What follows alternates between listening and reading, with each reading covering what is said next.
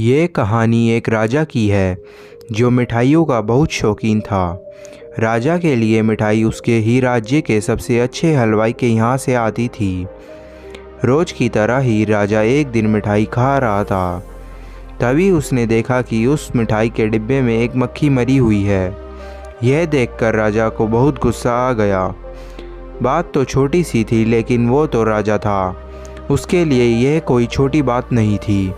हलवाई की इस गलती के लिए राजा ने उसे सज़ा सुनाई और हमेशा के लिए अपने राज्य से बाहर कर दिया। इस बात को काफ़ी समय बीत गया। एक दिन राजा अपने कुछ सैनिकों के साथ शिकार के लिए गया। जंगल में थोड़ा अंदर जाते ही उन पर लुटेरों ने हमला कर दिया। लुटेरों ने सब कुछ लूट लिया और राजा के सभी सैनिकों को मार दिया।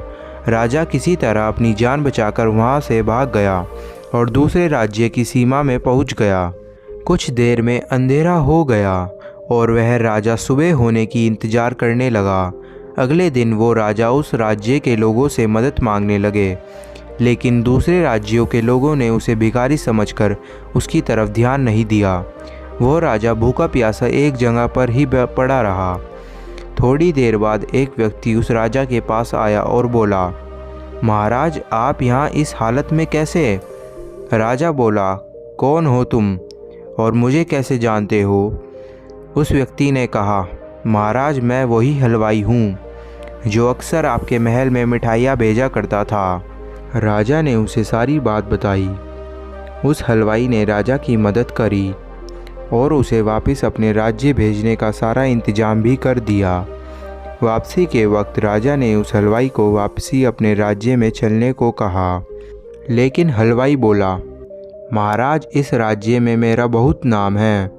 मेरी बनाई मिठाई इस पूरे राज्य में बहुत फेमस है। यहाँ आकर मैं काफ़ी अमीर भी हो गया हूँ। अगर आप उस दिन मेरी गलती की वजह से मुझे राज्य से नहीं निकालते तो शायद मुझे ये सब कुछ नहीं मिल पाता और ना ही मैं कभी आपकी मदद कर पाता। आप ऐसे ही भूखे प्यासे मर जाते।